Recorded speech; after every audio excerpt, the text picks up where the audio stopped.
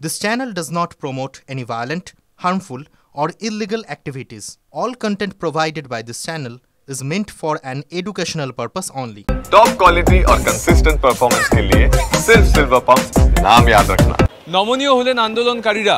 দুদিন ঘেরাও থাকার পর মুক্তি পেলেন এসএসসি চেয়ারম্যান সিদ্ধার্থ মজুমদার। আজ সকালে তিনি বাড়ি যেতে পেরেছেন এবং সেখান থেকে তার যাবার কথা হাইকোর্টে। তার কারণ হাইকোর্টে আজকে মামলা রয়েছে, সেই মামলা এই চাকরিহারা যোগ্য শিক্ষকদের সঙ্গে সম্পর্কিত। সেই মামলায় অংশগ্রহণ করতে যাবার জন্য এসএসসি চেয়ারম্যান সহ ৩ জন মহিলা কর্মীকে মুক্তি দিলেন আন্দোলনকারীরা। এই ৩ জন মহিলা কর্মীও দুদিন ধরে ঘেরাও হয়েছিলেন এই আচার্য সদনের অভ্যন্তরে। তবে পুলিশি নিরাপত্তার ছবিটা কিন্তু এক ফোঁটা বদলায়নি। তার কারণ এখনও র্যাফ, এখনও পুলিশের উচ্চপদস্থ আধিকারিকরা তারা কিন্তু এসএসসি ভবন অর্থাৎ আচার্য সদনের নিরাপত্তার দায়িত্বে রয়েছেন। তবে আন্দোলনকারীরা খানিকটা হলেও নমনীয় হয়েছেন। এখন পরবর্তী পরিকল্পনা করছেন তারা। তবে কোনোভাবেই এই আন্দোলন থেকে তারা সরে যাচ্ছেন না, তাদের অবস্থান চলবে, এটা পরিষ্কারভাবে তারা জানিয়ে দিয়েছেন। এবং আমি যদি ছবিটা দেখি তাহলে কিন্তু তারা ক্রমাগত নিজেদের মধ্যে বৈঠক চালাচ্ছেন এবং বৈঠক চালিয়ে তারা চেষ্টা করছেন পরবর্তী পদক্ষেপ স্থির করার জন্য। দেখুন, প্রথমত হচ্ছে আজকে যে 22 লক্ষ ওএমআরের দাবি আমরা রেখেছিলাম তার একটা হাইকোর্টের ডিভিশন বেঞ্চে শুনানি রয়েছে। তো উনি ওখানে ফিজিক্যালি প্রেজেন্ট থাকবেন বা থাকবেন কি না আমরা জানি না, উনি বলেছেন হয়তো থাকবেন। আমরা দেখলাম যে এইটা আমাদের স্বার্থের সাথে জড়িত। দুদিন ধরে আমরা আটক করে রেখেছিলাম ওনাকে, এই যে ওএমআর কেসে যাতে উনি প্রেজেন্ট থাকতে পারেন সেই জন্য আমরা রিলিজ করার জন্য একটা সবাই মিলে সিদ্ধান্ত নিয়েছি।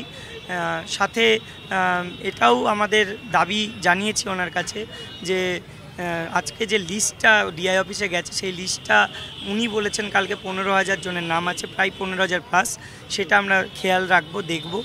আর সাথে ওনার কাছে যে দাবিটা অযোগ্য তালিকা যেটা সার্টিফাইড করে দিতে হবে, এইটা কিন্তু আগের দিন আমরা দেখলাম ব্রাত্য বসু নিজে বলেছেন যে রিভিউয়ের আগে দেওয়া যাবে না।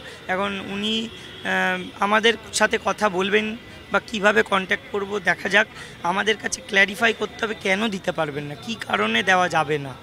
আর যে দাবিটা আরেকটা ছিল যে যারা টেন্টেড তাদেরকে কোনো মতে স্কুলে ফেরানো যাবে না বা তাদের সাথে আমরা স্কুলে যেতে চাই না। সেক্ষেত্রে মধ্যশিক্ষা পর্ষদের সাথে আমরা কথা বলবো যে টেন্টেড যারা আছে তাদেরকে কিভাবে টার্মিনেট করা যায়। দেখুন, আমরা চাই সুপ্রিম কোর্টের রিভিউটাকে স্ট্রং রাখার জন্য যোগ্য অযোগ্য তালিকা সার্টিফাই করে দেওয়া হোক, 22 লক্ষ ওএমআর প্রকাশ করা হোক, আর টেন্টেডদের অবিলম্বে টার্মিনেট করা হোক। যেগুলো সুপ্রিম কোর্টের ভার্ডিক্টে অল্প অল্প লেখা আছে, কিছু হয়তো লেখা নেই 22 লক্ষ ওএমআর, কিন্তু হাইকোর্টের ভার্ডিক্টে লেখা ছিল। এখন হাইকোর্টের ভার্ডিক্টে লেখা থাকার পরে আজকে যেহেতু হাইকোর্টে শুনানি আছে সেই জন্য আমরা তার দিকে নজর রাখছি। এইবার এইখানে সরকারের বক্তব্য যে সুপ্রিম কোর্টের রিভিউ পিটিশনটাকে শক্ত করার জন্যই তারা এই তালিকাগুলো প্রকাশ করতে পারবে না পাবলিক ডোমেইনে। দেখুন, এটা আমরা আমাদের লয়ারের সঙ্গে আলোচনা আবার করব। আমাদের দাবি যেটা থাকছে ওনাদের কাছে সেটা থাকছে, আমরা এই দাবিটা অনড়।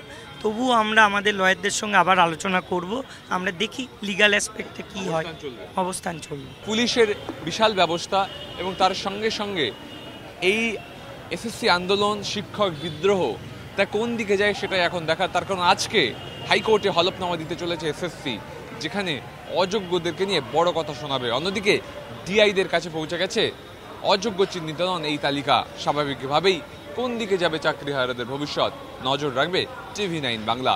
ক্যামেরা দীপঙ্করের সঙ্গে সুমন, টিভি9 বাংলা, কলকাতা।